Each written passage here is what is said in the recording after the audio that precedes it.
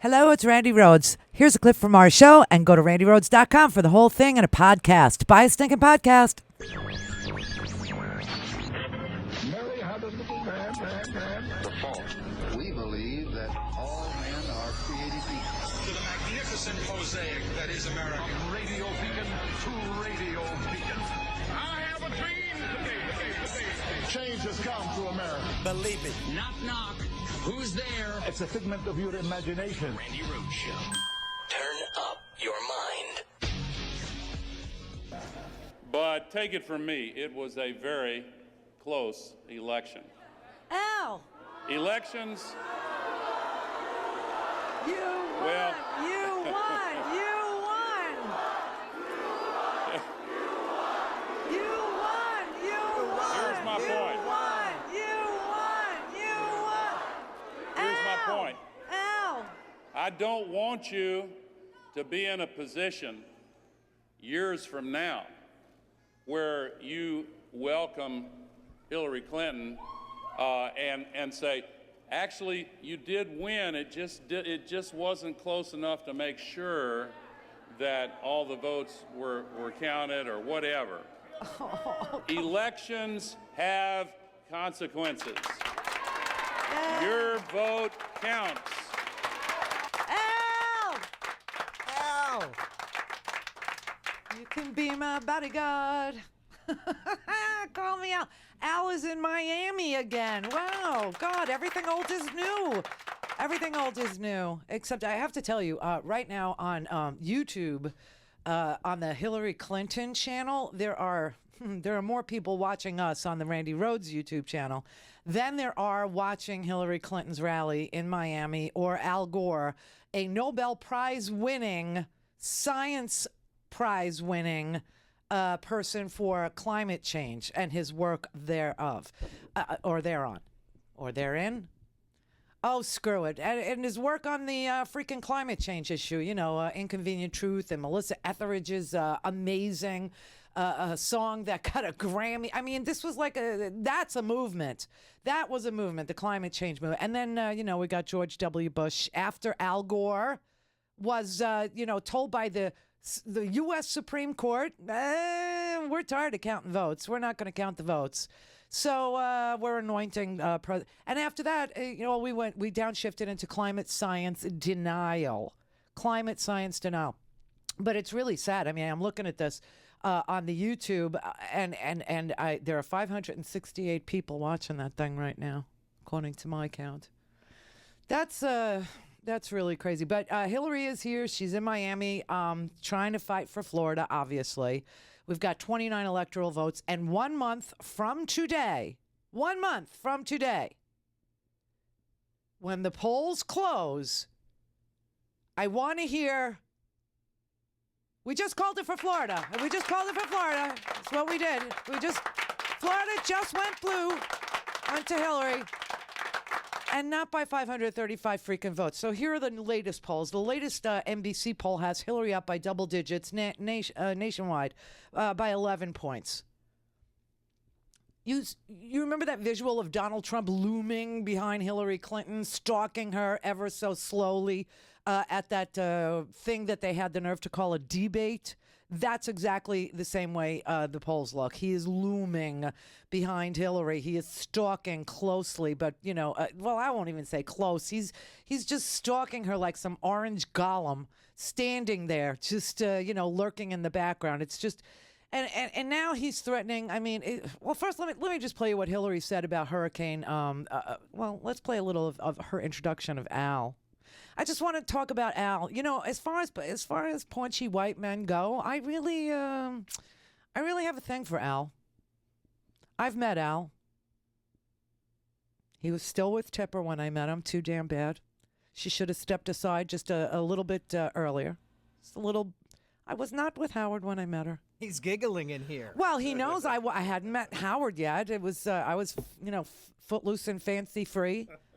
And I was a guest of the Melissa Etheridge at the Live Earth in New Jersey, where, I rekindled with many friends, including the Bon Jovis.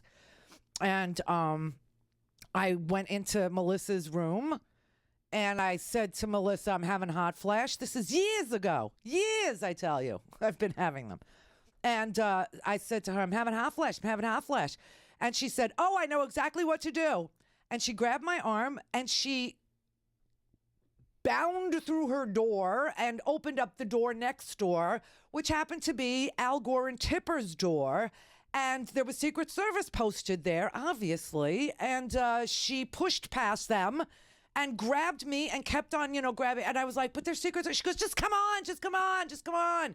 And she goes, Tipper, Randy Rhodes is having a hot flash. And Tipper said, I know just what to do. Go in my purse. I have black cohash. Put her hand in the water bucket. Put her hand in the ice. You know how they have those big silver buckets with like water bottles in them and there's all ice in there to keep the water cold?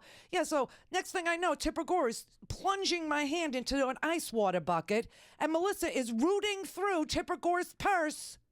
And the Secret Service is standing there going, who the hell is this? I'm sorry. I'm just having a hot flash, really. I don't mean, I'm just so sorry. Melissa, you can't just come barging in here. And then all of a sudden I look up and there's Al Gore standing there. Beautiful, tall, handsome Al Gore.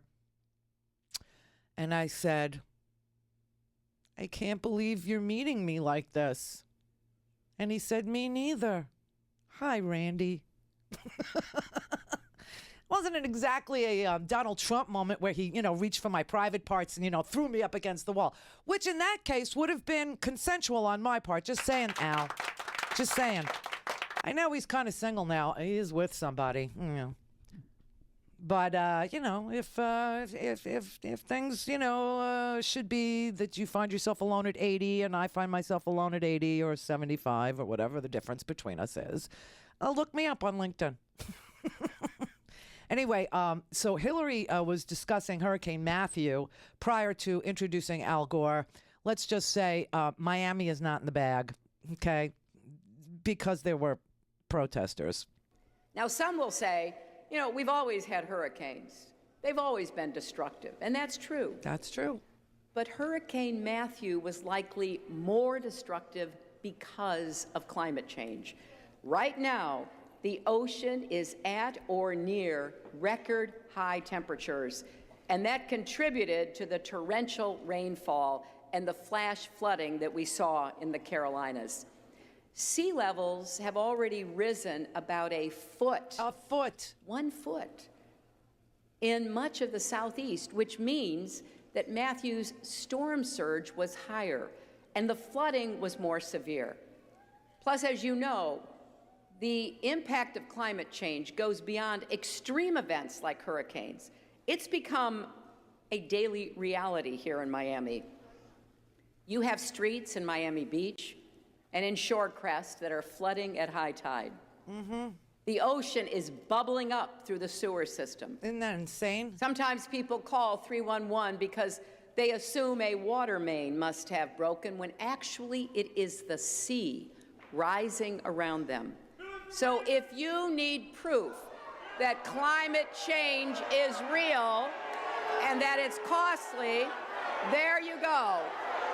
So, at this rate,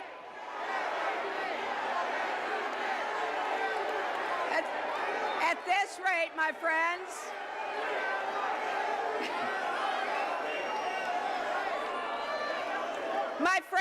please, let's focus on what's really important in this election and in your future and the future of our country. Nice comeback. Nice comeback from the horrible people in the audience. This is why I'm telling you Florida is not in the bag. And Florida does have 29 electoral votes. And can we win without Florida? Yes. Yes, we can win without Florida, but we shouldn't have to. We should not have to. Florida is like on the front line of climate change, in that Florida is at 0 above sea level. We're not like a mountainous region, you know what I mean? We're like, and this last hurricane, you know, like I said, it was in 36 hours. This hurricane went from a category 1-ish to 2-ish to a category 4 in 36 hours. That was insane. The storm had fallen apart. It goes over land, and the land, especially mountains, shear the top of the storm off.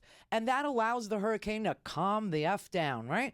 And it goes over this land, this mountainous part of Haiti, and it comes off the other side, and it's like a Category 1-ish, bordering on a 2. 36 hours later, because the ocean is so warm and it absorbs 90% of the energy in this universe, 90% of the heat. And so because the ocean is so warm, this storm just gives birth again. And in 36 hours, it turns into a Category 4 hurricane. Now, it stayed offshore just far enough to spare me and most of Miami, well, all of Miami, and all of, West Palm Beach, all the way up to St. Augustine, and then, the amount of rain floods St. Okay, so this is like climate change is real, and Miami and people in Miami and people in Fort Lauderdale and people in West Palm Beach on the coast where we are all know it's real. But you've got these, these crazy climate science deniers because they're in the tank for coal, and they're trying to sell you this idea that coal is not done. That coal can be clean, that coal is the future, coal is the way. And, it isn't. It absolutely is not. Coal miners can go back to work, but they need to go back to work building turbines. They need to go back to work above the ground. Anyway, my boyfriend got a decent introduction, and then, they started again. So let's remember what's at stake. I'm running against a guy who denies science, denies climate change, says it's a hoax created by the Chinese. It's so ridiculous to even say. So this is something that Al Gore has been working on for a really long time. And I want you to know how far back he goes. It was in 1982 when he held the very first hearing on climate change in the House of Representatives with the world-famous climate scientist Jim Hansen. And then when Al became a senator, he continued to raise the alarm and look for solutions. And as vice president, he led America's efforts to negotiate the Kyoto Protocol to cut greenhouse gas emissions. And you take all this together, those 30 years of leadership led Al Gore to be awarded the Nobel Peace Prize in 2007. My crush won a Nobel. My crush. I was very proud because he had been determined and persistent, and in the face of a lot of people in public life, in business, and elsewhere who were trying to diminish the importance of the science, he never wavered. And in the years since, the climate challenge has only grown more stark. And I will tell you this, it is one of the most important issues at stake in this election. Woohoo! And let me tell you something. She didn't just make this up for the millennials. And I know a lot of the right-wingers and the other media, they're not even going to cover this because, listen, 18,000 people showed up for the last rally. And here in Florida, I don't know what the audience count was, but she had overflow rooms. She's at Miami-Dade College, which is, down the road from us here. And Al Gore showed up, and we still love Al Gore. I mean, there's just no question. And when he showed up, people just wanted to tell him that we knew he won. And if the Supreme Court would have respected the Constitution, which is what they're there to interpret in the first place, okay, there is nothing in our U.S. Constitution that provides for or allows for the U.S. Supreme Court to choose Florida's slate of electors. Only Florida and the state of Florida, according to the U.S. Constitution, has the right to choose the state's slate of electors who then cast their ballot for whoever won the majority of the votes. That did not happen, even though the Florida State Supreme Court said Al Gore won and certified the vote. The Bush people went to the went to the U.S. Supreme Court, and the U.S. Supreme Court, who should never have accepted that case, because they had no role to play constitutionally, should have said, no, the Florida court stands. Now, because we have a Republican Senate and a Republican House, but this is a Senate issue. We have a Republican Senate that is so derelict in their duty, as Republicans are, that they refuse to confirm another Supreme Court justice, somebody who is so moderate that he's acceptable to the Republicans in the Senate. We know that, Mr. What's his name, Garland.